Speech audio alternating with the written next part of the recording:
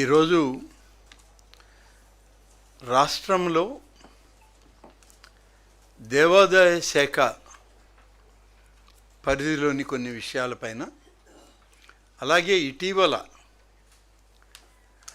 మత విద్వేషాలను, మత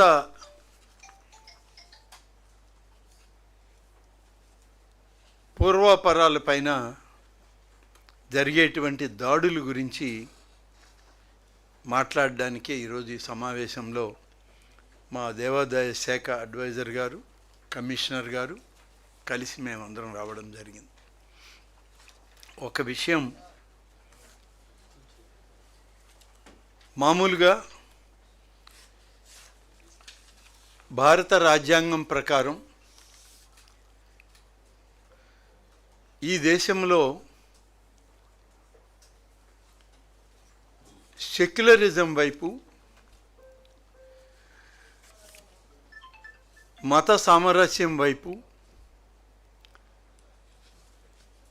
ప్రభుత్వాలు కానీ, రాజ్యాంగం కానీ భారతదేశాన్ని ముందుకు నడిపిస్తూ ఉంది. మనకొక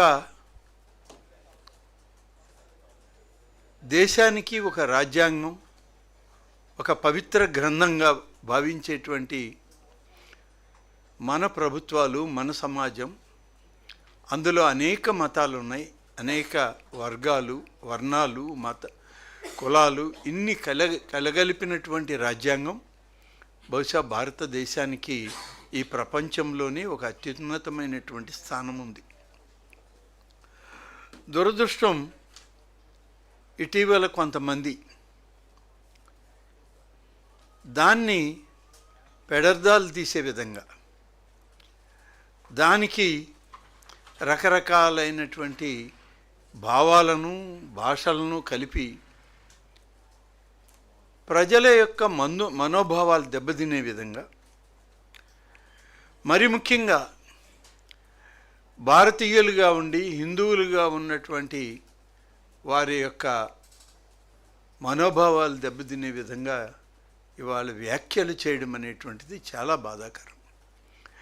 ఎవరో ఒకరు వ్యాఖ్యలు చేశారు కదా, అంతటితో దాన్ని వదిలేద్దామనుకుంటే మరింత బాధాకరమైంది ఏంటంటే, ప్రజాస్వామ్య వ్యవస్థను కించపరిచే విధంగా, ప్రజా జీవితంలో ఉన్నటువంటి కొన్ని రాజకీయ పార్టీలు దాన్ని సమర్థించడం అనేది ఇంకా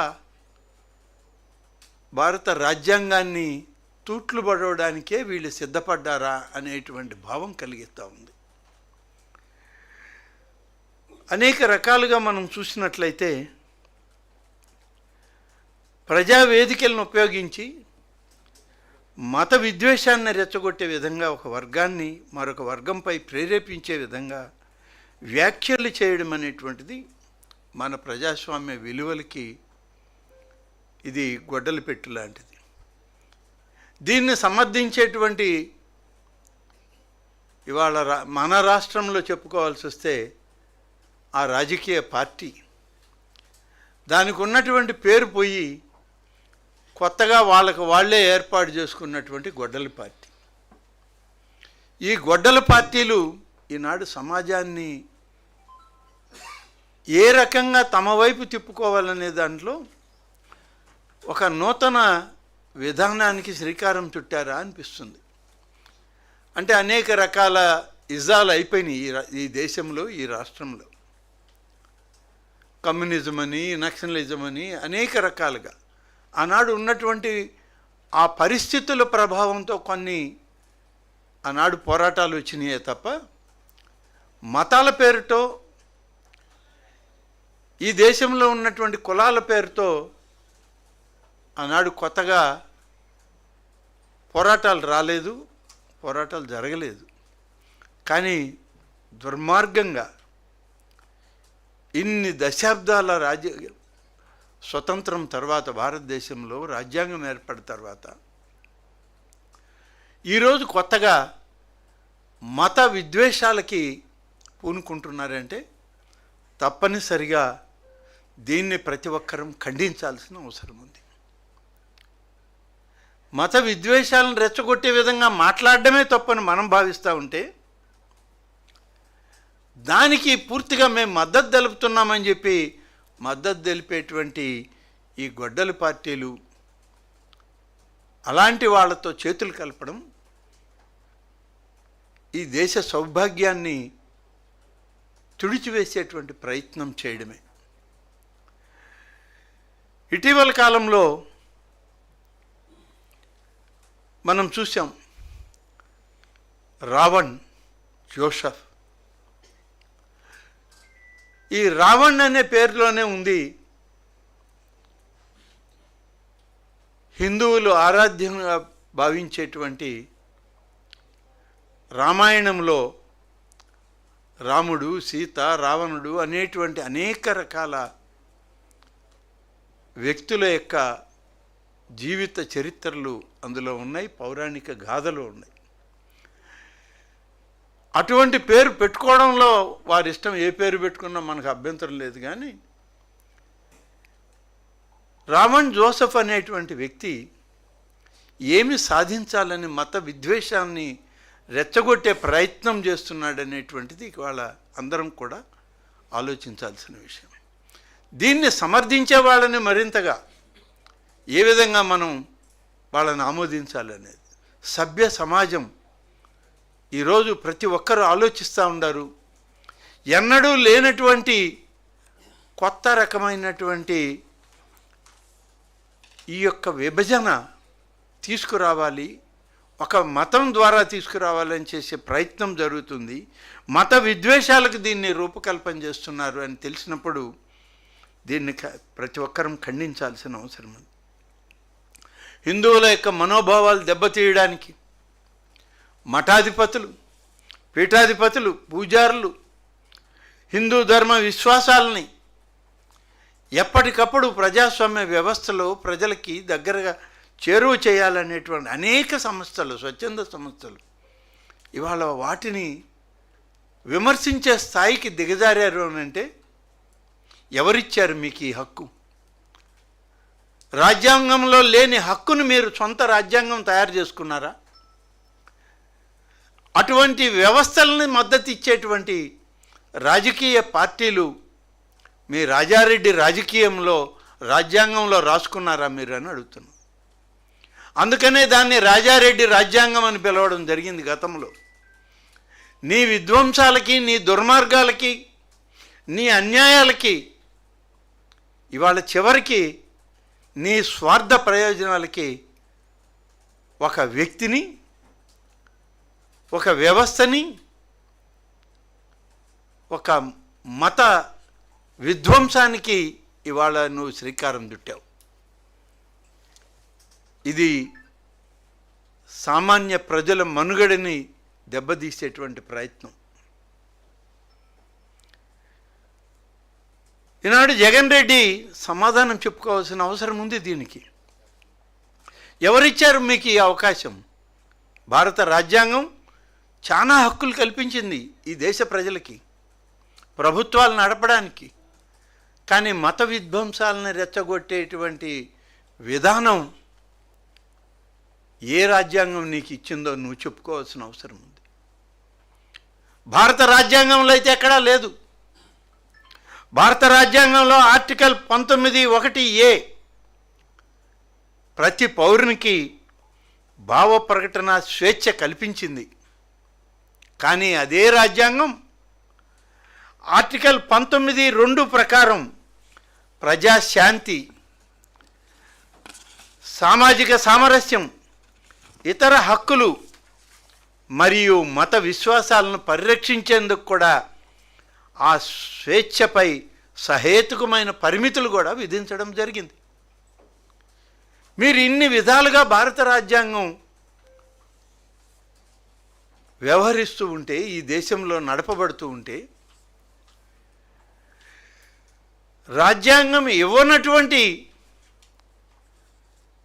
భావ ప్రకటన స్వేచ్ఛ మాకు ఉందని చెప్పుకుంటూ అనేక వర్గాలని, అనేక మతాలను, అనేక వర్గాలను, కులాలను, వర్ణాలను ఇవాళ వేరు చేయాలనేటువంటి ఒక దుర్మార్గపు ఆలోచన ఒక వ్యక్తి ద్వారా, జోసెఫ్ అనేటువంటి ఒక వ్యక్తి ద్వారా, రావణ్ జోసెఫ్ అనేటువంటి వ్యక్తి ద్వారా జగన్మోహన్ రెడ్డి చేస్తున్నటువంటి ఈ కుతంత్రం, కుట్ర భారత రాజ్యాంగ విలువల్ని తగ్గించేదిగా ఉంది అనేటువంటిది ఇవాళ మనం గుర్తు చేసుకోవాల్సిన అవసరం ఉంది. ఆర్టికల్ 25 భారత రాజ్యాంగం ప్రకారం ప్రతి పౌరుడికి నచ్చిన మతాన్ని స్వేచ్ఛగా విశ్వసించేటువంటి అవకాశం ఉంది, ఆచరించేటువంటి అవకాశం ఉంది, ప్రచారం చేసే హక్కు కూడా ఉంది. పరిమితులు దాటి మత విద్వేషాన్ని రెచ్చగొట్టేటువంటి అవకాశం ఏ విధానంలో కూడా జగన్మోహన్ రెడ్డి గారికి కానీ, గొడ్డలి పార్టీకి కానీ, లేకుంటే ఇవాళ వాళ్ళు సమర్థిస్తున్నటువంటి రావణ్ జోసెఫ్కి కానీ లేదు అని చెప్పి చెప్పాల్సిన అవసరం ఉంది. ఏ స్వేచ్ఛ ఇచ్చింది, ఏ రాజ్యాంగం ఇచ్చింది, ఏ చట్టం ఇచ్చింది మీకు మతాలని అగౌరవపరచమని? అదేవిధంగా ఇవాళ భారతదేశం లౌకిక రాజ్యంగా ఈరోజు ప్రతి ఒక్కరికి నచ్చిన మతాన్ని అనుసరించే స్వేచ్ఛ మనకిస్తే, ఒక వ్యక్తి తన స్వేచ్ఛా నిర్ణయంతో క్రైస్తవ మతాన్ని లేదా ఏ మతాన్నైనా అనుసరించవచ్చు అని రాజ్యాంగంలో మనకు పొందుపరిస్తే, ఇవాళ కొన్ని మతాలని విఘాతం కలిగే విధంగా మనం ప్రవర్తించడం అంటే ఇది క్షమించరానటువంటి విషయం. చట్టాలు తన పని తను చేయాల్సిన అవసరం ఉంది, స్వేచ్ఛగా చట్టాలను ఉపయోగించాల్సిన అవసరం ఉంది. రాష్ట్ర ప్రభుత్వాలు, ఈ భారతదేశ ప్రభుత్వాలన్నీ కూడా చట్ట పరిధిలోకి ఇటువంటి వ్యక్తుల్ని తీసుకురావాల్సిన అవసరం ఉంది. ఈరోజు మనం స్వేచ్ఛను ఆధారంగా చేసుకుని సనాతన ధర్మాన్ని, లౌకికవాదాన్ని, హిందూ మతాన్ని, సంప్రదాయాలని, దేవతల్ని నిరంతరం అవమానించేటువంటి పరిస్థితి మీకు ఎవరిచ్చారని అడుగుతున్నాం. విద్వేషపూరిత వ్యాఖ్యలు చేయడం, హిందూ సమాజాన్ని కించపరచడం రాజ్యాంగ ఉల్లంఘనే అవుతుంది తప్ప మీకు స్వేచ్ఛనిచ్చింది కాదు అని చెప్పి చెప్పక తప్పదు. మనల్ని బానిసలుగా 100 సంవత్సరాలు పరిపాలించిన బ్రిటిష్ సామ్రాజ్యవాదులు కూడా హిందూ మతాన్ని ఏనాడు కించపరచలేదు, హిందుత్వాన్ని ఏ రోజు అగౌరవపరచలేదు. హిందూ మతాన్ని ఆరాధించేటువంటి మఠాధిపతుల్ని, పీఠాధిపతుల్ని, పూజారుల్ని, ఆలయాలని, దేవుళ్ళని గౌరవించారు. కానీ దురదృష్టం, ఈ దేశంలో పుట్టిన మీరు, భారతీయులు అని చెప్పుకునేటువంటి మీరు, భారతీయ సంస్కృతి రాజ్యాంగం ప్రకారం ఓటు హక్కు కలిగిన మీరు ఇవాళ భారతీయతనే ప్రశ్నించే విధంగా, హిందుత్వాన్నే ప్రశ్నించే విధంగా మీరు మాట్లాడడం చూస్తూ ఉంటే ఈ దేశ విచ్ఛిన్నానికి మీరు తయారయ్యారు. మీ స్వార్థ ప్రయోజనాలకి భారతదేశాన్ని, హిందూ సమాజాన్ని విచ్ఛిన్నం చేయడానికే మీరు తయారయ్యారని చెప్పి ఇవాళ చెప్పాల్సిన అవసరం ఉంది. దీన్ని ఖండించాల్సిన అవసరం కూడా ఉంది అని చెప్పి ఈ సందర్భంగా మనం చేస్తున్నాం. కోట్లాది మంది హిందువుల మనోభావాలు ముఖ్యమా, లేకుంటే జగన్ రెడ్డి గారికి, గొడ్డలి పార్టీకి రావణ్ జోసెఫ్ చేసిన వ్యాఖ్యలు ముఖ్యమా? ఇవాళ ఆయనే తేల్చి చెప్పాల్సిన అవసరం కూడా ఉంది. ప్రభుత్వం చట్టపరమైన చర్యలు తీసుకుంటే దానికి ఆయన చెప్పే భాష్యం, నేను తోడుగా ఉంటానంటావా? చట్టపరంగా నేను మద్దతు ఇస్తానంటావా? అసలు నువ్వేం మాట్లాడుతున్నావు నీకు అర్థమవుతుందా? స్వేచ్ఛా భారతంలో నువ్వు ఉన్నావా లేదా? అసలు రిజర్వేషన్ల ద్వారా శతాబ్దాలుగా సామాజిక వివక్షకు గురైన వర్గాల అభ్యున్నతి, విద్య, వైద్య, ఉద్యోగాలలో సమాన అవకాశాలు, సామాజిక న్యాయం స్థాపన అన్నదే భారత రాజ్యాంగం యొక్క ముఖ్య లక్ష్యం. అంతేగాని నువ్వు మత విద్వేషాలు రెచ్చగొడతా ఉంటే చూస్తూ ఉండడం అనేటువంటిది భారత రాజ్యాంగం ఎక్కడ కూడా దీన్ని పరిమితి చేయదు. సామాజిక న్యాయం పేరిట నిర్వహించే సమావేశాలు, ఉద్యమాలు రాజ్యాంగ విలువలను బలోపేతం చేయాలి. కానీ భారతదేశ విచ్ఛిన్నానికి, ఒక మత విధ్వంసానికి, హిందూ మతాన్ని మీరు ఇవాళ తక్కువ చేసి చూపించడానికి చేసేటువంటి ప్రయత్నం ఇది కేవలం రాజకీయ నాయకుల యొక్క వ్యక్తిగత స్వార్థ ప్రయోజనాలకి ప్రజల్ని రెచ్చగొట్టేటువంటి పరిస్థితుల్ని తీసుకొచ్చేదానికి ఈరోజు జగన్మోహన్ రెడ్డి గారి నాయకత్వంలో, అలాగే ఈ రావణ్ జోసెఫ్ అనేటువంటి వ్యక్తి యొక్క సొంత ఆలోచన విధానాలతో ఈరోజు చేస్తూ ఉన్నారనేటువంటిది ప్రజలు కూడా గుర్తిస్తూ ఉన్నారు. మనం అనేకం చూసాం ఉమ్మడి ఆంధ్రప్రదేశ్లో, లేదా ఈ దేశంలో చూసాం. మావోయిజాన్ని చూసాం, నక్సలిజాన్ని చూసాం, ఇలాంటి కమ్యూనిజాలు, అనేకమైన టెర్రరిజాలను కూడా చూసాం. ఇవన్నీ తగ్గిపోయి స్వతంత్ర భారతదేశంలో ప్రతి పౌరుడికి స్వేచ్ఛగా జీవించే హక్కు ఉంది అనేటువంటి పరిస్థితులు ఈ దేశంలో కల్పించబడుతూ వస్తూ ఉన్నప్పుడు ఎన్డీఏ కూటమి ఈ దేశంలో, ఈ రాష్ట్రంలో పరిపాలనలో స్వేచ్ఛాపరమైన జీవితాన్ని అందిస్తూ ఉన్నప్పుడు మత విధ్వంసం పేరుతో స్వేచ్ఛని హరించాలని చూసేటువంటి ఇటువంటి దుర్మార్గమైనటువంటి కార్యక్రమాలు నిర్వహించేటువంటి వేళని తప్పకుండా చట్టం తన పరిధి తన పని తను చేసుకుపోవాల్సినటువంటి అవసరం ఉంది. దీన్ని ఎవరు అడ్డుకున్నా ఆగదు అని చెప్పి ఈ సందర్భంగా మనం చేస్తా ఉన్నాం. వ్యక్తిగత దోషాలు, మత విద్వేషం, రెచ్చగొట్టే వ్యాఖ్యలు సమర్థించతగినవి కావు. కానీ జగన్మోహన్ రెడ్డిని వాటినే నమ్ముకున్నాడా అనే విధంగా ఇవాళ ఆయన ప్రవర్తన. విద్వేషాలను రెచ్చగొట్టిన తర్వాత నీకు ప్రయోజనం కలగకపోదు కదా. ఈ దేశంలో ఒక అభద్రతా భావాన్ని, ప్రజల మధ్య ఒక స్నేహపూరిత వాతావరణాన్ని చెడగొట్టేదానికే నువ్వు చేసేటువంటి ఈ రకమైన కార్యక్రమం తప్పనిసరిగా ఇటువంటి మత విధ్వంసానికి తయారయ్యేటువంటి ఈ నాయకుల్ని భారత చట్టాల్లో భాగమైనటువంటి అన్లాఫుల్ యాక్టివిటీస్ ప్రివెన్షన్ యాక్ట్ 1967 ప్రకారం కేసులు నమోదు చేయాలి. ఆ కేసుల ప్రకారం వీళ్ళందరినీ కూడా శిక్షించి తీరాలి. అప్పుడే ఈ దేశ సార్వభౌమాధికారానికి గొడ్డలి పెట్టులాంటి ఈ గొడ్డలి పార్టీల యొక్క దుర్మార్గపు చర్యల్ని అడ్డుకోవడానికి అవకాశం ఉంటుందని చెప్పి చెప్పాల్సినటువంటి అవసరం ఉంది. సనాతన ధర్మం ప్రపంచానికి వసుదైక కుటుంబం, సర్వే జన సుఖినో భవంతు, లోక సమస్త సుఖినో భవంతు వంటి విశ్వ మానవ సందేశాలను ఇచ్చినటువంటి హిందూ సంస్కృతి సాంప్రదాయాలు ఈ భారతదేశం యొక్క ఉన్నతిని కాపాడడానికి చేసేటువంటి ప్రయత్నం చేసి అందించిందే తప్ప ద్వేషాన్ని, ప్రేమను, హింసను వీటన్నిటినీ ఇవాళ మనం సమర్థించేటువంటి పరిస్థితుల్లో కొన్ని రాజకీయ పార్టీలు వస్తున్నాయంటే బాధాకరం అని చెప్పి చెప్పక తప్పదు. ధర్మాన్ని విభజనతో కాదు, సహజీవనాన్ని బోధిస్తుంది ఈనాటి మన ధర్మశాస్త్రాలన్నీ. మతం కంటే మనసు గొప్ప, మనసు యొక్క అభిమతం కానీ విద్వేషాన్ని నింపే మాయాజోదం కాదు ఈనాడు ఈ దేశంలో ఉన్నటువంటి రాజకీయ వ్యవస్థలని చెప్పి ఈ సందర్భంగా చెప్పక తప్పదు.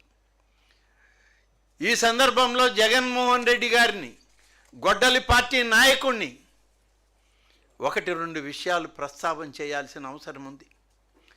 రావణ్ జోసెఫ్ చేసిన వ్యాఖ్యలను మీరు ఖండిస్తున్నారా లేక బలపరుస్తున్నారా? సమాధానం చెప్పండి. హిందూ మఠాధిపతుల్ని, పీఠాధిపతుల్ని, హిందూ ధర్మాల్ని అవమానించడం సరైనదేనని నువ్వు భారతీయుడిగా దీన్ని నమ్ముతున్నావా, విశ్వసిస్తున్నావా? సమాధానం చెప్పు. దేశభక్తిని కించపరిచేటువంటి వ్యాఖ్యలను సర్వసప్తాక భారతదేశంలో సమర్థిస్తున్నావా నువ్వు? ఇదే తరహా వ్యాఖ్యలు ఇతర మతాలపైన ఈ దేశంలో జరిగితే దాన్ని నువ్వు మన్నిస్తావా?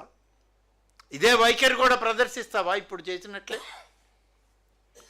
హిందూ ఇతిహాసాలను, సనాతన ధర్మాన్ని చిన్న చూపు చూసేలా రామాయణం, మహాభారతం ఇటువంటి మహత్ గ్రంథాలపైన నువ్వు సమర్థిస్తున్నటువంటి రావణ్ జోసెఫ్ దుర్మార్గమైన వ్యాఖ్యలు చేస్తే, సీతారాముల్ని అవమానపరిస్తే, భారతంలో ద్రౌపదిని అవమానపరిచే విధంగా నీ వ్యాఖ్యలు ఉంటే నువ్వు వాళ్ళని సమర్థిస్తున్నావా?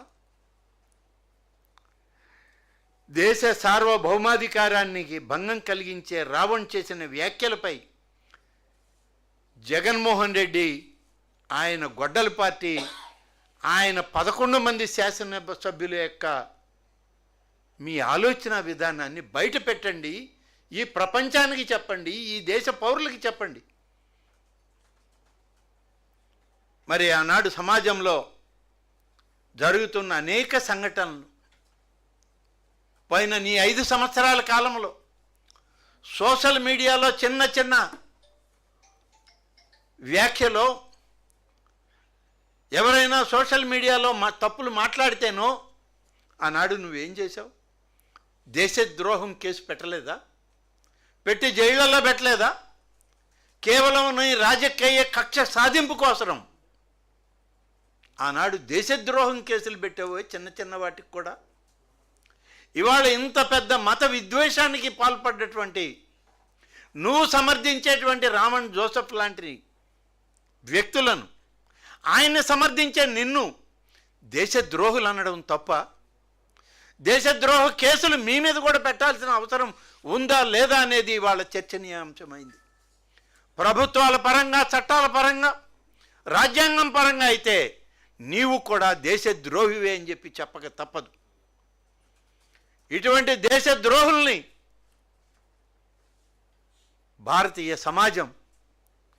సమాజంలో ఉన్నటువంటి వ్యవస్థలు ఈ దేశద్రోహుల్ని కఠినమైనటువంటి శిక్షలకి అనుగుణంగా మన చట్టాలని ఉపయోగించాల్సినటువంటి పరిస్థితి రాష్ట్ర ప్రభుత్వాలకు ఉంది అని చెప్పి చెప్పాల్సినటువంటి అవసరం ఉంది. ఇదే సందర్భంలో 1-2 విషయాలు, మీరు ఏదైనా ఒక దుర్మార్గం చేయదలుచుకుంటే నీ మీడియా దానికి ముందే వంతపడద్దు. 15-20 రోజులే కదయ్యా నేను మాట్లాడింది.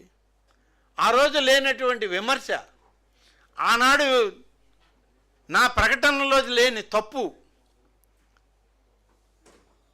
నిన్న పొద్దున్నే ఎలా కనబడింది మీకు? దేవాదాయ శాఖలో తప్పులు జరిగాయన్నావు. నీ మీడియానే, ఈ రాష్ట్రంలో ఏ మీడియా మాట్లాడలేదు. 15-20 రోజుల క్రితమే 2 సంవత్సరాల ఈ ప్రభుత్వ కూటమి పరిపాలనలో దేవాదాయ శాఖ ఏమి చేసింది, ఎలా చేసింది, ఎంత అభివృద్ధిని, అలాగే భక్తుల మనోభావాలకి దగ్గరగా ఈ పరిపాలనని, ఆర్థిక స్తోమతల్ని, ఆలయాల అభివృద్ధిని, మత విశ్వాసాలని ఏ విధంగా కాపాడామో చెప్పాం. మరి తప్పుంటే ఆ రోజే నువ్వు ఖండించాలి, పక్క రోజే ఖండించవచ్చు. ఎవరు వద్దన్నారు మిమ్మల్ని? నిన్న భక్తులు పెరిగారు, ఆదాయాలు తగ్గాయి. భక్తులు పెరిగింది వాస్తవం, ఆదాయాలు పెరిగింది కూడా వాస్తవం. నువ్వు మిడిమిడి జ్ఞానంతో ఉన్నటువంటి పూర్తి ఆదాయ వ్యయాలను తెలుసుకోకుండా నీ మీడియాలో ఒక బ్యానర్ ఐటెం రాసి, ఆ బ్యానర్ ఐటెం తోటి మత విధ్వంసకుల్ని రెచ్చగొట్టడానికి ఒక ప్రయత్నం జరిగింది. ఇది ఇంతకన్నా దుర్మార్గం మరొకటి ఉందా అని అడుగుతున్నా. ఈరోజు నిన్ననే పాపం వైసీపీ ప్రభుత్వంలో ఆనాటి దేవాదాయ శాఖ మంత్రి మరొక ఆనాటి శాసనసభ్యులు ఇద్దరు కలిసి మా కమిషనర్ గారికి ఒక లేఖ ఇవ్వడానికి పోయారు. లేఖలో ఉన్నది వేరు, బయట మీడియాతో వాళ్ళు చెప్పింది వేరు. నేను అడుగుతున్నా మిమ్మల్ని, ధైర్యంగా చెప్పండి బయటకు వచ్చి. కనకదుర్గమ్మ ఆలయంలో వెండి సింహాలను మాయం చేసింది మేమేం చెప్పండి, వద్దంది ఎవరు? మేము వద్దన్నామా? చెప్పే ధైర్యం లేదు. ఇవాళ దాన్ని శోధించేటువంటి కార్యక్రమం, దాన్ని ఎంక్వైరీ చేసి దొంగల్ని పట్టుకునే కార్యక్రమం ఇవాళ ఈ ప్రభుత్వం వచ్చిన తర్వాత పోలీస్ శాఖ అప్పచెప్తే దాన్ని ఓర్చుకోలేరు మీరు. అంతర్వేదిలో రథాలు తగలబెడితే దాని గురించి మాట్లాడలేరు. ఎవరి హయాంలో జరిగింది ఇదంతా? శ్రీరామచంద్రమూర్తి యొక్క శిరచ్ఛేదం చేశారు మీరు, దానికి ఎవరు బాధ్యులు? అవన్నీ వదిలిపెట్టి ఆలయాల్లో ఎవరో ఉద్యోగస్తులు, కింది స్థాయి ఉద్యోగులు చిన్న చిన్న పొరపాట్లు తప్పిదాలు చేస్తే మీడియాలో వస్తుంది, లేదా మాకు స్వయంగా రిపోర్ట్లు వస్తున్నాయి, వెంటనే చర్యలు తీసుకుంటున్నాం. మీలాగా దాచిపెట్టుకునే ప్రయత్నం మేము చేయలే. ఎప్పుడో 2022లో మీ హయాంలోనే ఒక శివుని ముందు ఉన్నటువంటి దీపంలో ఒక యువకుడు సిగరెట్ ముట్టించుకున్నాడని సోషల్ మీడియాలో మొన్న వస్తే వెంటనే కర్నూలు జిల్లా అధికారులకి ఆదేశాలు ఇచ్చి దాని మీద చర్యలు తీసుకోమని చెప్పాం.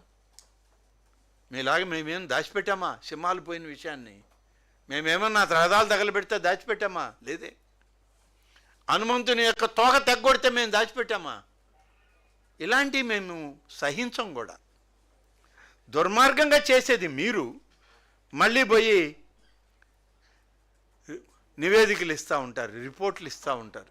మీరు ఏదైనా ఇవ్వండి, ఇవాళ తప్పనిసరిగా ఎంక్వైరీ చేస్తాం, చేసి నివేదికలు రాగానే దాని మీద తప్పు జరిగినటువంటి మీద వాళ్ళ మీద చర్యలు తీసుకుంటాం. ఏ ఒక్క రూపాయి కూడా ఆలయాలకు వచ్చే ఆదాయాన్ని తగ్గకుండా కాపాడుకునే బాధ్యత మాది. ఇవాళ దేవాలయాల్లో, ప్రధాన దేవాలయాలన్నీ సీసీటీవీ ఫుటేజీలు పెట్టాం, సీసీటీవీలు పెట్టి కంట్రోల్ రూములు పెట్టి ఆన్లైన్ సెక్యూరిటీ విభాగాలను తీసుకొచ్చాం, భద్రతా వ్యవస్థల్ని పూర్తిగా పర్యవేక్షించమన్నాం. అలాగే ఎక్కడ అవాంఛనీయ సంఘటనలు జరిగినా వాటి మీద పూర్తిగా సంబంధిత అధికారుల మీద బాధ్యతలను పెట్టి చర్యలు తీసుకుంటున్నాం. ఇన్ని విధాలుగా ప్రభుత్వం భక్తుల విశ్వాసాన్ని పెంచుతూ ఉన్నాం కాబట్టే ఇవాళ ఆలయాలకు వచ్చే భక్తుల యొక్క సంఖ్య పెరిగింది. నేను మొన్న వివరాలన్నీ ఇచ్చాను, మళ్ళీ చరిత్రచరణం అవుద్ది, కానీ అన్నీ కూడా నేను ఇవాళ మళ్ళీ చెప్పదలుచుకోలే. 1-2 విషయాలు మాత్రమే చెప్తాను ఈ సందర్భం. ప్రధానమైనటువంటి 22 ఆలయాల్లో ఈరోజు 2023-24 వచ్చేటప్పటికి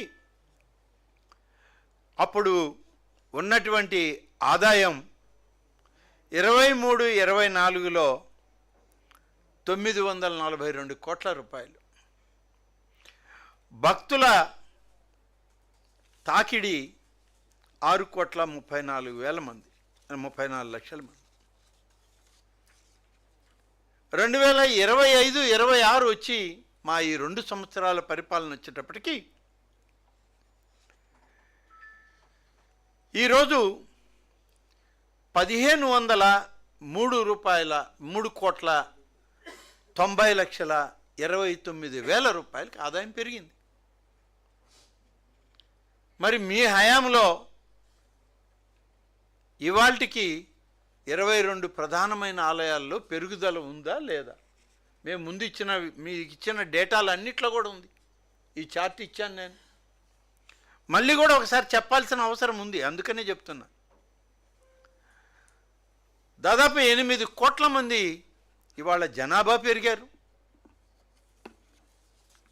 ఈ విధంగా పెరుగుదల భక్తుల యొక్క మనోభావాలు, విశ్వాసాలు, ఆర్థిక పరమైనటువంటి ఆర్థిక వనరులు సమకూరుతూ ఇవాళ నేను ఒక విషయం చెప్పాలి.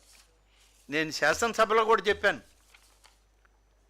ఆ రోజు కూడా మీరు అందరూ దయచేసి ఆ రోజు గమనించారు. దేవాదాయ శాఖ ఉన్నటువంటి శాఖల్లో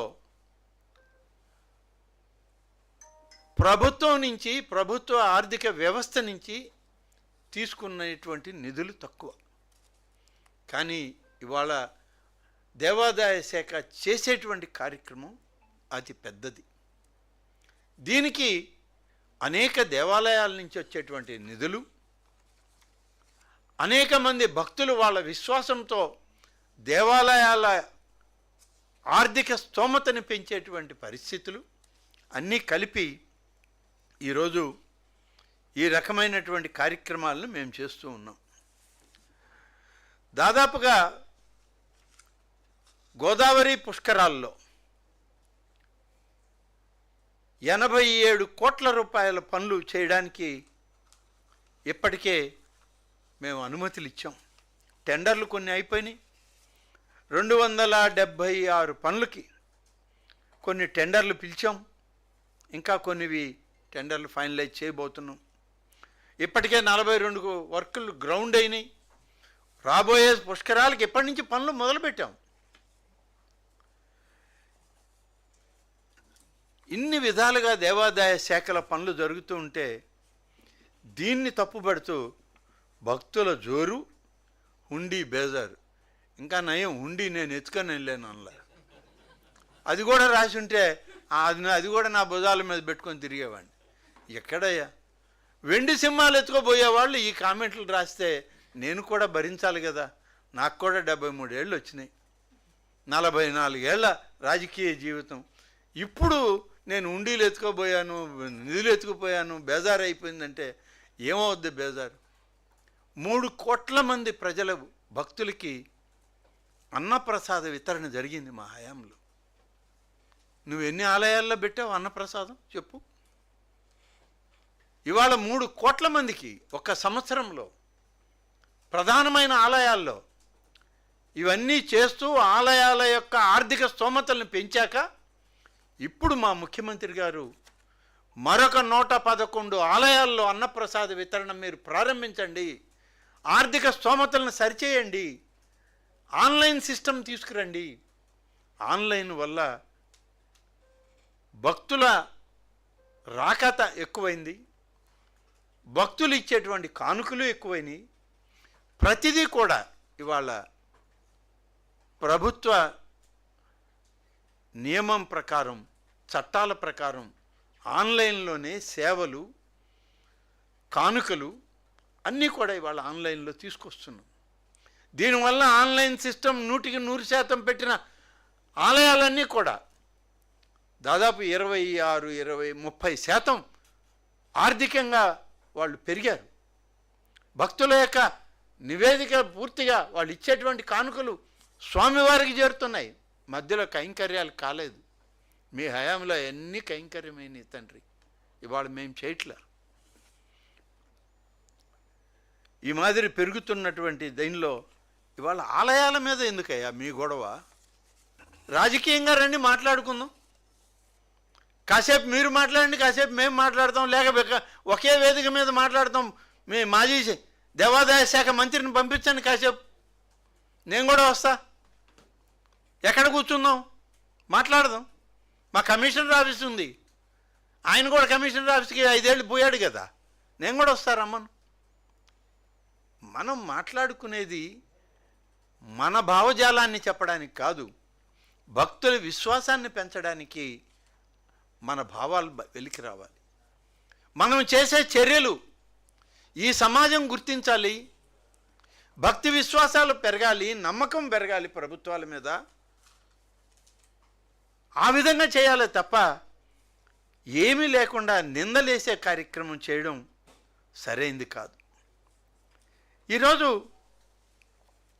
ఖర్చులు ఎక్కువ అవుతున్నాయని మరి 3 కోట్ల మందికి అన్నప్రసాదం పెడితే ఖర్చులు ఎక్కువగా ఏమవుతాయి? మీరున్నప్పుడు అవన్నీ మీ హుండీల్లోకి పోయినాయి, కానీ ఆలయ హుండీల్లోకి పోలేదు తండ్రి. ఇవాళ మేము ప్రతిదీ ఆలయ బ్యాంక్ అకౌంట్లోకి పంపిస్తున్నాం. హుండీలు కూడా పక్కన ఉన్నా కూడా. టికెట్ కావాలన్నా కూడా ఆన్లైన్లో తీసుకోమన్నాం. సేవలు కావాలంటే ఆన్లైన్లో చేయమన్నాం. ప్రసాదాలకు కూడా ఆన్లైనే పెట్టాం. ఇంకా ఏం చేయాలి మేము? ఇన్ని విధాలుగా చేస్తూ ఇంకా తక్కువ ఉంది అంటున్నారు మా సీఎం గారు. మా ముఖ్యమంత్రి గారు ఇంకా తక్కువ చేస్తున్నారు, మీరు ఎక్కువ చేయండి అంటున్నారు ఆయన. భక్తులు ఇంకా పెరగాలి ఆలయాలకు అంటున్నారు. సమాజం వైపు వాళ్ళ ఆలోచన విధానంలోకి మనం కూడా ముందుకు వెళ్ళాలి అని అడుగుతున్నారు. కాబట్టి అనేక ఆలయాలు ఇవాళ 1379 కోట్ల నుంచి 1503 కోట్ల రూపాయలకి సంవత్సరంలో పెరిగితే 124 కోట్ల రూపాయలు పెరిగింది 21 ఆలయాల్లో. ప్రధానమైన ఆలయాలు 22 అయితే మాకు. భక్తులు కూడా ఆ రోజు 6,34,00,000 మంది అయితే ఇవాళ 8,05,00,000 మంది పెరిగారు. ఇదంతా కూడా భక్తులు విశ్వాసం నమ్మకం ఉంటేనే పెరిగారు. లేకుంటే మీరు చేసిన భ్రష్టత్వ పనులకు వాళ్ళు కూడా వచ్చి ఉండరు. ఇప్పుడు దాన్ని సరిచేసుకొని ఆలయాలు ఏ విధంగా ఉండాలి, ఆలయ పరిసర ప్రాంతాలు ఏ విధంగా ఉండాలి, ఆలయాల్లో పూజాది కైంకర్యాలు ఎవరు చేయాలి, ఎవరు నిర్దేశించాలి, ఆ యొక్క ప్రమాణాలని అనేటువంటి దానికి కూడా మేము ఇవాళ పనిచేయడం జరిగింది. ఇన్ని విధాలుగా మేము చేస్తూ ఉంటే ఇంకా మమ్మల్ని దూషించే పనులు. ఇవాళ ఒకటి గమనిస్తే కోనసీమ వాడపల్లి వెంకటేశ్వర స్వామి కోనసీమ జిల్లాలో ఉంది. అతి తక్కువ ఆదాయం. అక్కడ ఒక వెంకటేశ్వర స్వామి గుడి ఉందని, గోదావరి తీర ప్రాంతమని, లేకుంటే అది ఎక్కువ మంది భక్తులు వచ్చేటువంటి ఆలయం అనేటువంటి ఆ కేటగిరీలో లేదు మొన్నటి వరకు. అంతకుముందు వచ్చిన భక్తులు ఏమయ్యారో, వాళ్ళు ఏమి ఇచ్చారో ఈ గుడికి తెలియదు. ఈ 2 సంవత్సరాల్లో ఈ ప్రభుత్వం తీసుకున్న నిర్ణయాల వల్ల, ముఖ్యమంత్రి గారు ఇచ్చినటువంటి ఆదేశాల వల్ల, ఉప ముఖ్యమంత్రి పవన్ కళ్యాణ్ గారు చేసినటువంటి అనేక ప్రయత్నాల వల్ల కేవలం వాడపల్లి వెంకటేశ్వర స్వామి ఆలయంలో 23 కోట్ల రూపాయలు గతంలో ఉంటే ఇవాళ 56 కోట్ల రూపాయలకి పెరిగింది. అంటే 100% పెరిగింది ఒక సంవత్సరంలో. ఇది మేము చేసినటువంటి ప్రయత్నం కాదా? అసలు ఆ గుడే మీరు ఎక్కడుందో తెలియని పరిస్థితి మీకు. వాడపల్లి వెంకటేశ్వర స్వామి అంటే ఎక్కడని అడిగేవాళ్ళు. ఇవాళ దానికి భక్తులు తాకిడి పెరిగింది, విశ్వాసం పెరిగింది.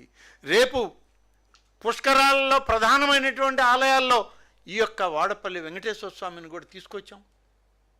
దానికి కూడా ఇవాళ నిధులు కేటాయించి పనులు చేస్తున్నాం.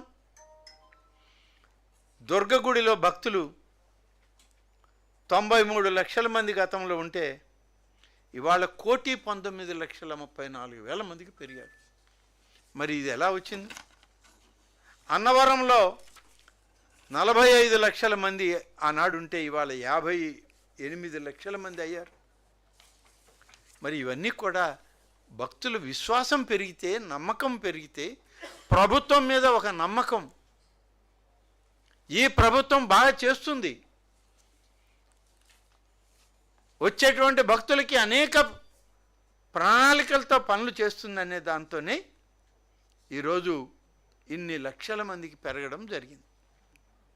ఇవాళ అన్నప్రసాదం నేను చెప్పాను. ఇప్పుడు 111 ఆలయాల్లో అన్నప్రసాద వితరణ ప్రారంభించండి అని ముఖ్యమంత్రి గారు మాకు ఆదేశాలు ఇచ్చారు. ఒకటొకటిగా చేసుకుంటూ వస్తున్నాం.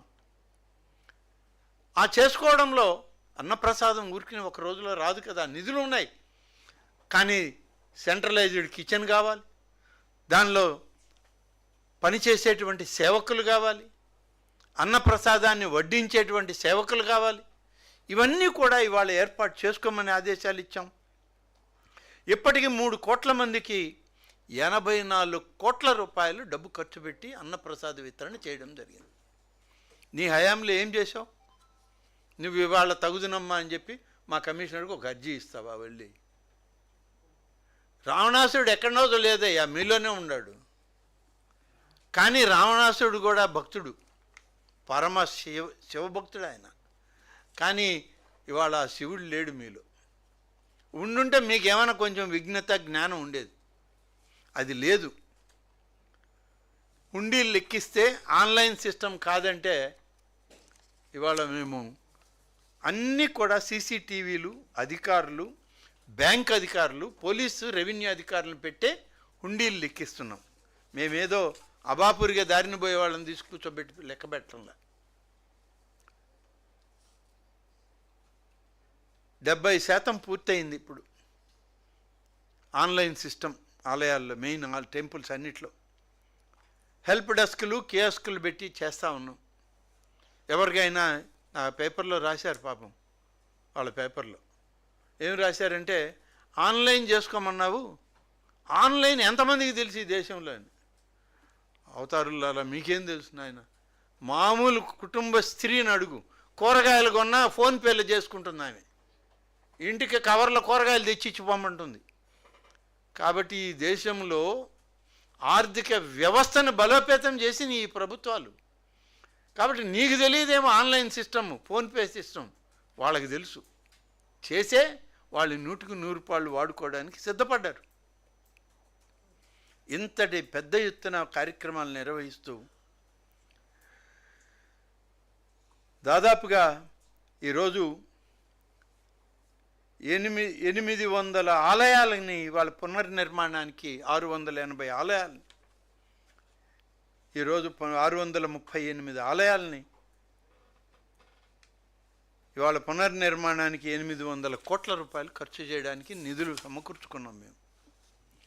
ఇన్ని విధాలుగా ఈరోజు దేవాదాయ శాఖ పనిచేస్తుంటే, దేవాదాయ శాఖలో ఏమీ లేదు, ఇది అక్కడ పోయింది, ఇక్కడ పోయింది, మంత్రి భుజం మీద హుండీలు ఉన్నాయి, ఇవన్నీ రాస్తే ఏం లాభం తండ్రి చెప్పండి.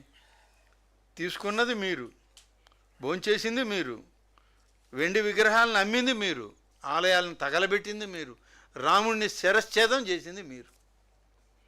6137 దేవాలయాల్లో అర్చకులకి 10,000 రూపాయల లెక్కన ధూపదీప నైవేద్యం కింద ప్రతి నెల బ్యాంక్ అకౌంట్కి డబ్బు ఇస్తున్నాం మేము.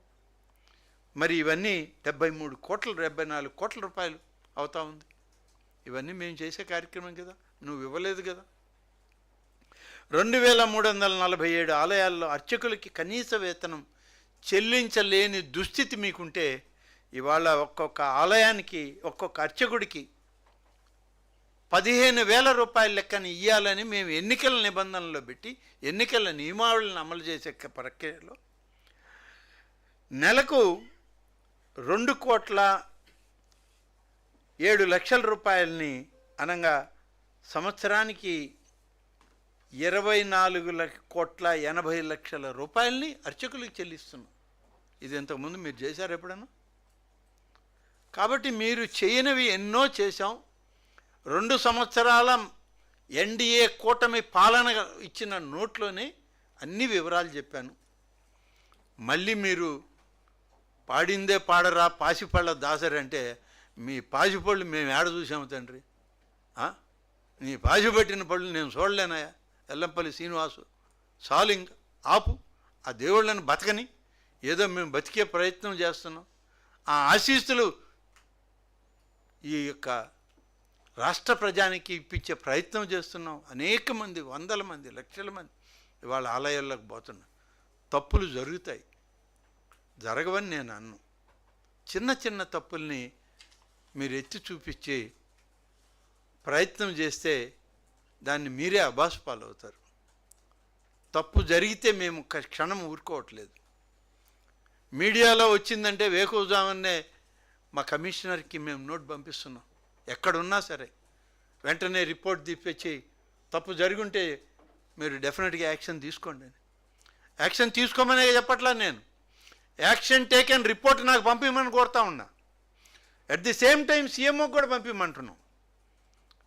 ఇన్ని చర్యలు తీసుకొని మేము ఆలయాల పరిరక్షణకు, ఆ ఆలయాలకు వచ్చేటువంటి భక్తుల విశ్వాసాలకు, నమ్మకాలకి పెద్దపీట వేసినటువంటి ప్రభుత్వం ఇవాల్టి ఎన్డీఏ ప్రభుత్వం చంద్రబాబు నాయుడు గారి నాయకత్వంలో, అలాగే డిప్యూటీ సీఎం పవన్ కళ్యాణ్ గారి నాయకత్వంలో వైదిక ధర్మాలకు, సనాతన ఆచారాలకు ఈనాడు కట్టుబడి ఈ దేవాదాయ శాఖ పనిచేస్తుంది.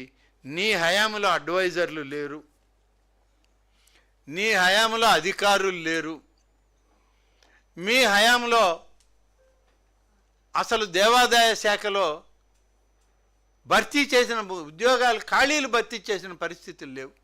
ఇవాళ మేము వచ్చి చేసిన కార్యక్రమంలో 1.5 సంవత్సరంలో ఖాళీలన్నీ భర్తీ చేస్తున్నాం. మళ్ళీ ఖాళీలు ఏర్పడితే ఎప్పటికప్పుడు భర్తీ చేయడానికి ప్రయత్నం చేస్తున్నాం. ఇది దేవాదాయ శాఖ యొక్క పనితీరు. అంతేకాని నువ్వు ఒక మానసిక రోగిలాగా తయారయ్యావు. నువ్వు ఈ దేశంలో ఉండి దేశ చట్టాలని గౌరవించవు, భారతీయుడిగా ఉండి హిందూ మతాలని, హిందూ మత ధర్మాలని విశ్వసించవు. నీకున్న తాబేదారులు కూడా అటువంటి వాళ్ళే చేరారు. కాబట్టి నువ్వు చేసేటువంటి ఈ విధ్వంసం తప్పకుండా ఈ దేశ విచ్ఛిన్నానికి ఆలోచన చేసేటువంటి ప్రక్రియగానే తీసుకొని భారతీయ రాజ్యాంగ శిక్షణా స్మృతుల్లో రాజద్రోహం కేసు కింద, దేశద్రోహం కేసు కింద నీ మీద కూడా కేసులు పెట్టి నీకు శిక్షలు వేయాల్సినటువంటి అవసరం ఉంది అనేదే ఇవాళ నా అభిప్రాయం, మా ఆలోచన విధానం అని చెప్పి చెప్పక తప్పదు. Thank you.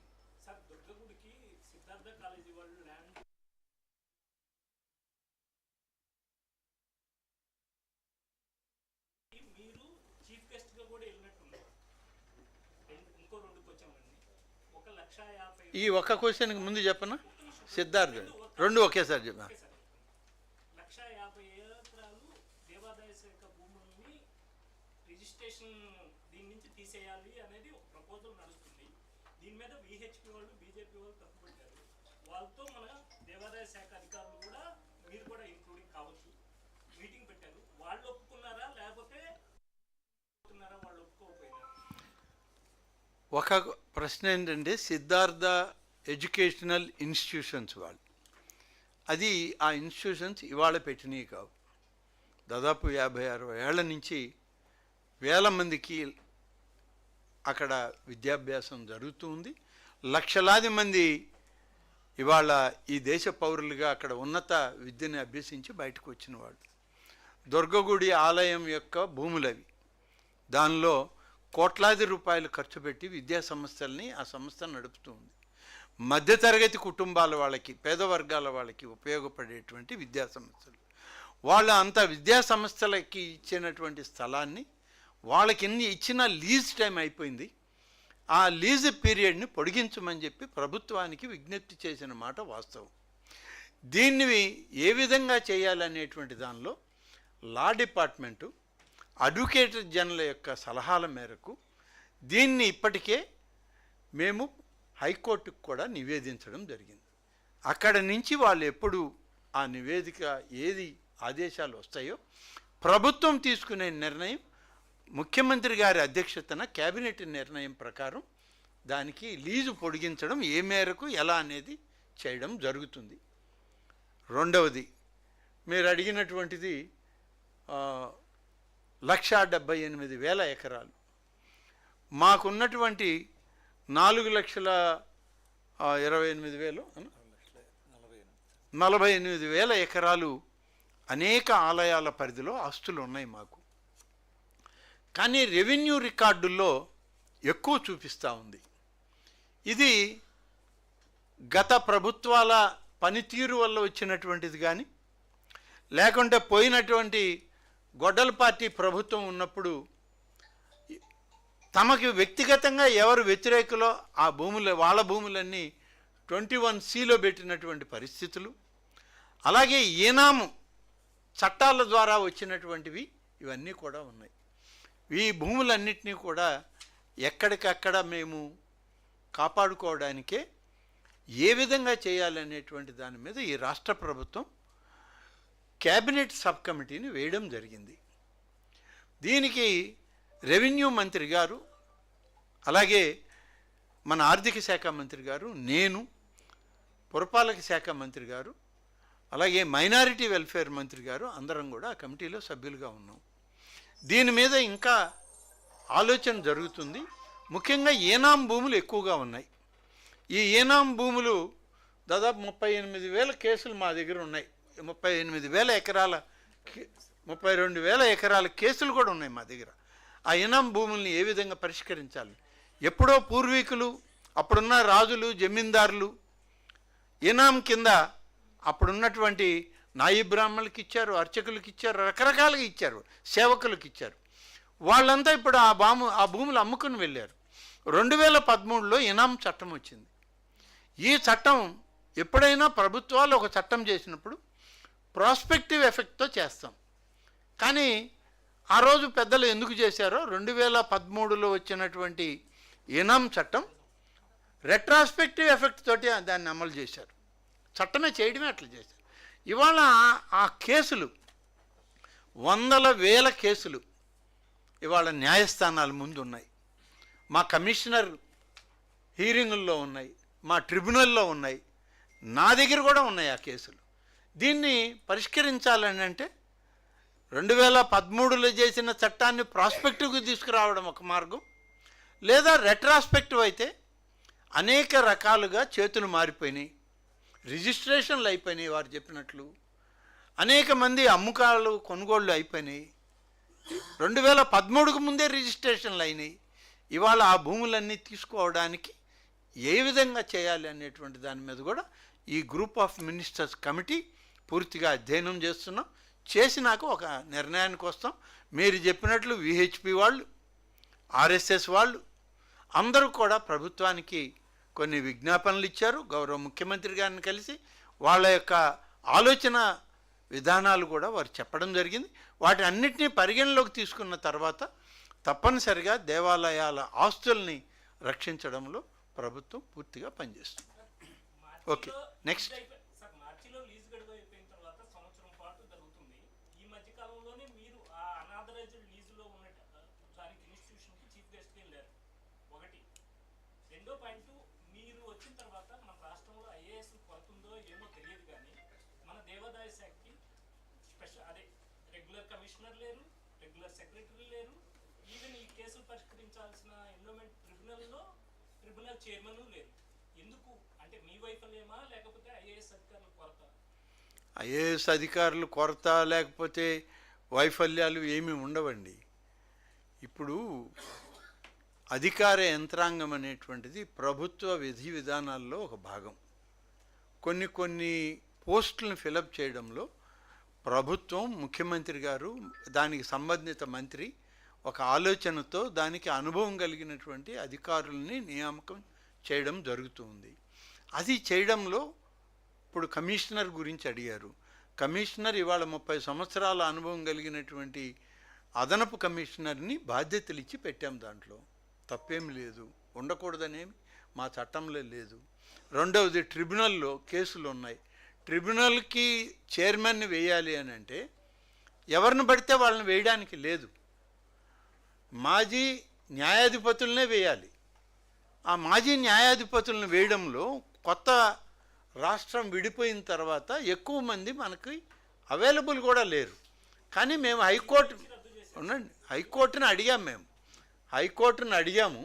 హైకోర్టుని అడిగిన తర్వాత హైకోర్టు వాళ్ళు కూడా ప్రభుత్వానికి కొన్ని రిమార్క్స్ అడిగారు. వాటికి కూడా రిపోర్ట్స్ పంపిస్తున్నాం.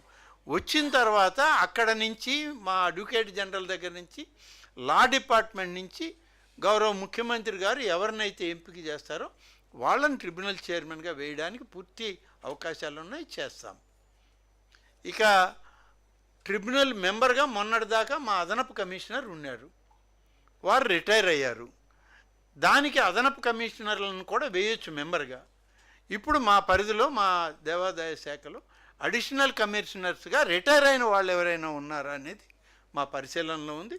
తప్పకుండా త్వరలోనే ట్రిబ్యునల్ మెంబర్గా వాళ్ళని కూడా అపాయింట్ చేయడం జరుగుతుంది.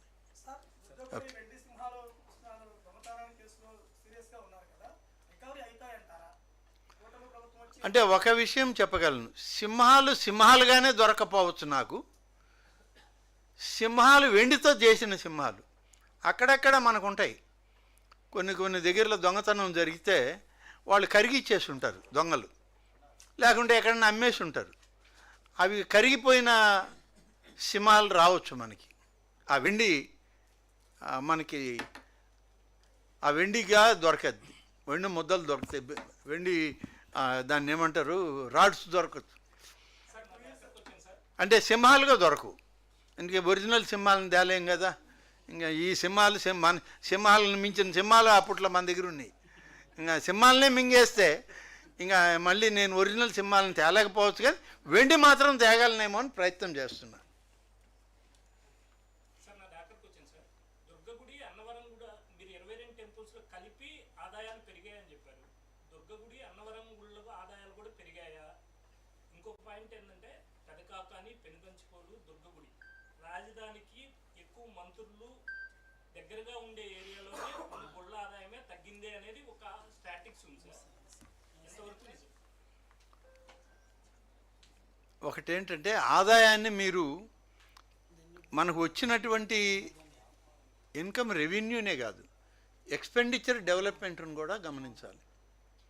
ఎంతమంది భక్తులు వస్తున్నారో అంతమందికి ప్రసాద వితరణలు కానీ, అన్నప్రసాదం కానీ, లడ్డూ ప్రసాదాలు ఉచితంగా ఇచ్చేవి కానీ, వాళ్ళకి వచ్చినప్పుడు ఇచ్చేటువంటి సేవల విషయంలో కానీ దానికి ఎక్స్పెండిచర్ కూడా బుక్ అవుద్ది.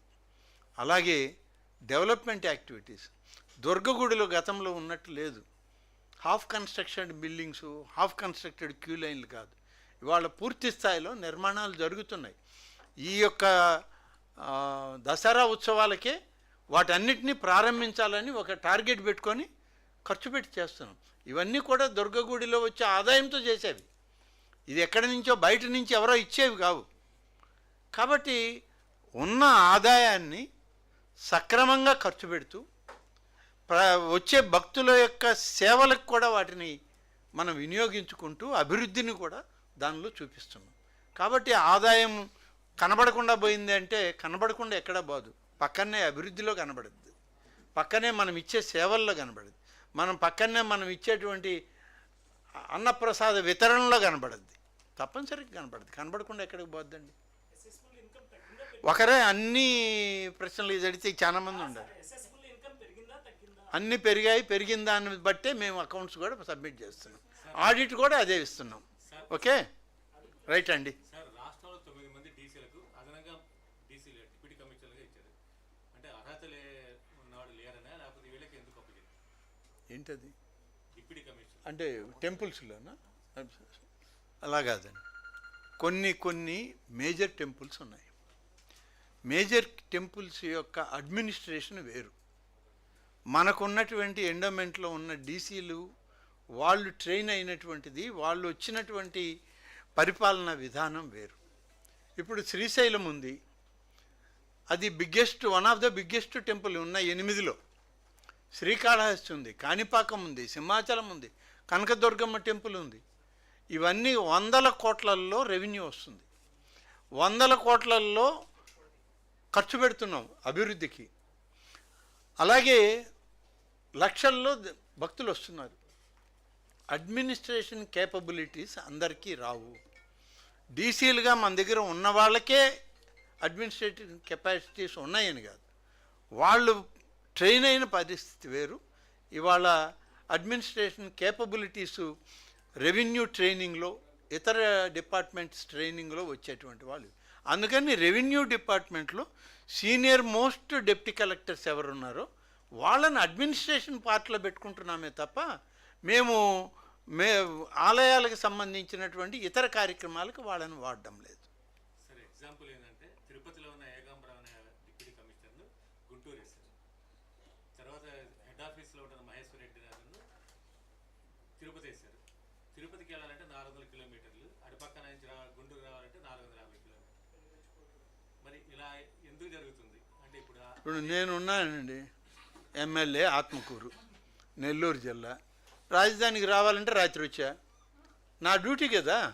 నేను పని ఒప్పుకున్న తర్వాత ముఖ్యమంత్రి గారు ఆయన క్యాబినెట్లో నన్ను మంత్రిగా పెట్టాక ఇవాళ మీడియాకి మేము రిపోర్ట్ ఇవ్వాలి, ఎల్లుండి క్యాబినెట్ సమావేశానికి రావాలన్నప్పుడు నేను రావాలి కదండి. ఉద్యోగి ధర్మం ఎక్కడ పని చేయాలంటే అక్కడికి వెళ్ళాలి. అంతేదాన్ని నేను 400 కిలోమీటర్లు పోను, నేను పక్కనే మా ఇంట్లోనే ఉద్యోగం చేస్తామనే దానికి ప్రభుత్వం ఎందుకు? ఇంట్లోనే చేసుకోవచ్చు ఉద్యోగాలు వాడు సొంతయి. అది మా ప్రభుత్వం యొక్క పరిపాలనా విధానంలో మా ఆలోచన, మా భాగం. అది దాన్ని మాకు ఉద్యోగస్తులు ప్రశ్నించడానికి లేదు. మేము చేసిన పని తప్పు అని చెప్పి మీలాంటి వాళ్ళు కూడా మమ్మల్ని అడగకూడదు దయచేసి.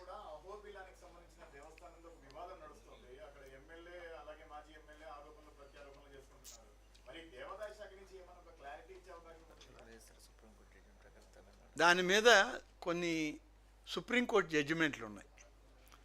అది అహోబిలం పీఠం అనేటువంటిది, ఆ మఠం అనేటువంటిదే దేవాదాయ శాఖది కాదు, అది ఆ పీఠాధిపతులది మఠాధిపతులది అని చెప్పి ఉంది. దాని మీద కొంచెం క్లారిటీ లేదు, న్యాయస్థానాల పరిధిలో ఉంది. ఇప్పుడు దాన్ని నేను మాట్లాడడం కూడా బాగుండదు. కింది స్థాయిలో వాళ్ళు మాట్లాడుకున్నారంటే మాట్లాడుకోవచ్చు, వాళ్ళ పరిధి.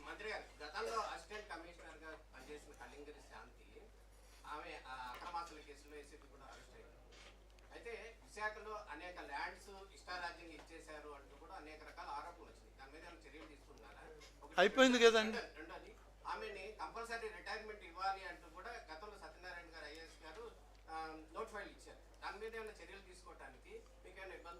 నాకేం ఇబ్బంది లేదు, ఆయన తీసేయమని ఆర్డర్ ఇచ్చాం మేము. ఆమెకి వాలంటరీ రిటైర్మెంట్, కంపల్సరీ రిటైర్మెంట్కి నోటీస్ కూడా ఇచ్చేసాం. ఆమె వితిన్ ది కోర్టుకి వెళ్ళింది దాని మీద అమ్మాయి. దాని మీద కోర్టు నుంచి ఏమొస్తుందో చూస్తాం, లేకపోతే మా వితిన్ ది పీరియడ్లో మేము నిర్ణయం మేము తీసుకొని టర్మినేట్ చేయడం జరుగుద్ది. ల్యాండ్స్ ఏవి కూడా వేసిపోని డిపార్ట్మెంట్ ల్యాండ్స్, అది కూడా కొన్ని ప్రైవేట్ ట్రస్టుల ల్యాండ్స్ మీద వచ్చింది అభియోగాలు. ఆయా ప్రైవేట్ ట్రస్టులు కూడా నన్ను కలిసారు, వచ్చి వాళ్ళ భూములన్నీ వాళ్ళ ట్రస్టుల పరిధిలోనే దాన్ని కాపాడుకోవడానికి అన్ని రకాలుగా మేము కూడా సహకరిస్తున్నాం వాళ్ళకి. Okay, thank you very much.